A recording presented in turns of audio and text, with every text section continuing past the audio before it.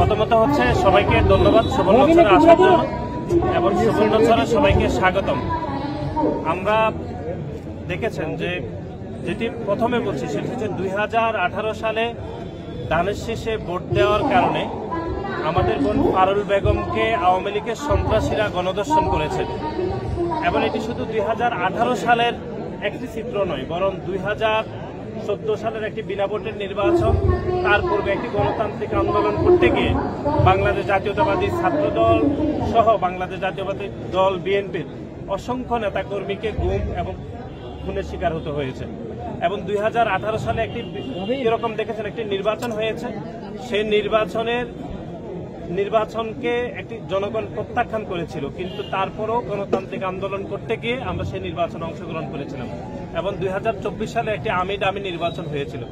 প্রতিটি নির্বাচন বাংলাদেশের মানুষ প্রত্যাখ্যান করেছে। বাংলাদেশের মানুষের পক্ষে বাংলাদেশ জাতীয়তাবাদী দল বিএনপি সহ আমাদের অঙ্গ এবং সহযোগী সংগঠনের অসংখ্য নেতাকর্মী হতাহত হয়েছে, গুমের শিকার হতে হয়েছে। সুতরাং এই তিনটি জাতীয় নির্বাচনের যে প্রেক্ষাপট সামগ্রিকভাবে 2 আগস্টের এই 5 আগস্ট গণ অভ্যুত্থান সফল হয়েছিল, যে এই গত 15.5 বছরের যে একটি প্রেক্ষাপট তৈরি হয়েছিল। সুতরাং গণ অভ্যুত্থান পরবর্তী সময়ে আপনারা দেখেছেন যে গণ অভ্যুত্থানের একক ইজারাদার হিসাবে যাদেরকে বলা হচ্ছে তারা একক মালিকানা চিন্তাই করে যে রাজনৈতিক দল গঠন করেছে, সে রাজনৈতিক দলের প্রতিটি নেতাকর্মী বিভ্রান্ত।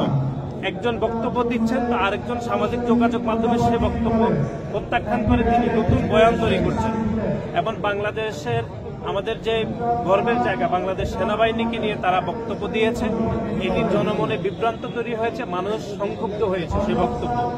সুতরাং যে নতুন রাজনৈতিক দল গঠিত হয়েছে সে রাজনৈতিক দল ইতিমধ্যে বাংলাদেশের মানুষ প্রত্যাখ্যান করেছে, এই জন্যই যে তারা তাদের যে বক্তব্যগুলো সেগুলো তাদের যে সাংগঠনিক স্ট্রাকচার সেই স্ট্রাকচারে এটি বরখেলাপ হয়েছে এবং তারা তাদের সাংগঠনিক স্ট্রাকচারের বাইরে গিয়ে তারা বক্তব্য দিচ্ছে এবং সেগুলো নিয়ম নীতির তোয়াক্কা করছে না। এটি এক ধরনের হজবরল একটা দল হয়ে গিয়েছে।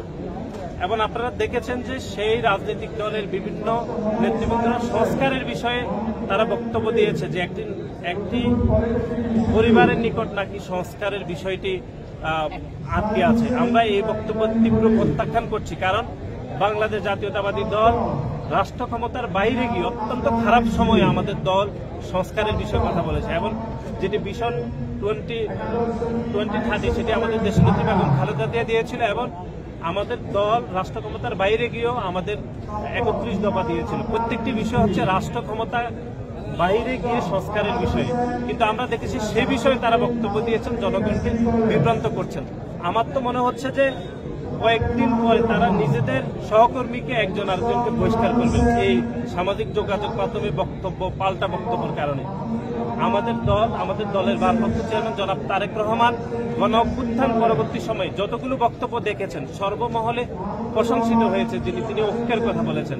এবং গতকালও আমাদের দলের চেয়ারপারসন দেশনেত্রী বেগম খালেদা জিয়া ঐক্যের কথা বলেছেন যে গণ অভ্যুত্থানে এত শহীদদের আত্মত্যাগের বিনিময়ে আমরা যে বাংলাদেশ পেয়েছি সেই বাংলাদেশ অবশ্যই ঐক্যবদ্ধ হতে হবে। কিন্তু আমরা দেখেছি সে ঐক্যবদ্ধের বিপরীতে তাদের বক্তব্যের কারণে বিভাজন তৈরি হয়েছে এবং এই বিভাজনে তারা যে বক্তব্য দিচ্ছে এই বক্তব্যের পিছনে একটি রাজনৈতিক দল যারা গত 15.5 বছর ধরে সেরকম কোনো আন্দোলন সংগ্রাম করেনি, তারা তাদেরকে বিভিন্ন কুপরামর্শ দিয়ে বিভাজিত করার চেষ্টা করছে।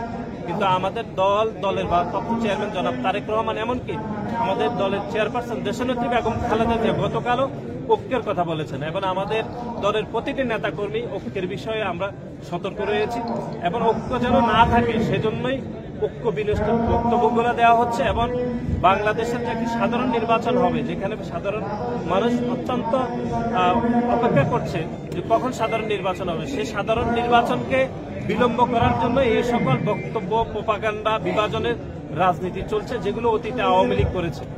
আমরা এরকম রাজনীতি চাই না। গণ অভ্যুত্থানের প্রেক্ষাপট তৈরি হয়েছিল যে মানুষ ভোট দিতে পারেনি। 2014, 2018, 2024-এ যদি মানুষ ভোট দিতে পারত তাহলে 5 আগস্টের গণ অভ্যুত্থান ঘটতো না।